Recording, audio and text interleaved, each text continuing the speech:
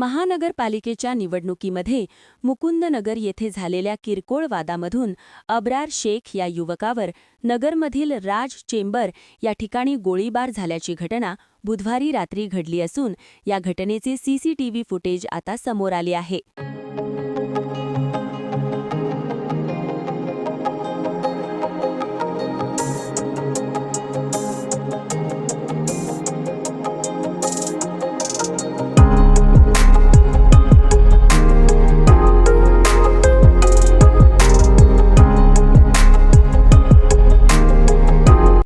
या घटनेत जखमी असलेला अब्रार शेख याला मनपा निवडणुकीच्या वेळेस किरकोळ कारणातून मारहाण करण्यात आली होती।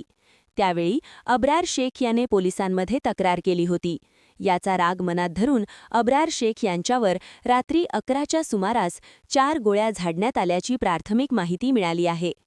या गोळीबारात अब्रार शेख याच्या कमरेत गोळी लागल्याने अब्रार शेख गंभीर जखमी झाला असून त्याच्यावर जिल्हा रुग्णालयात उपचार करण्यात आले होते।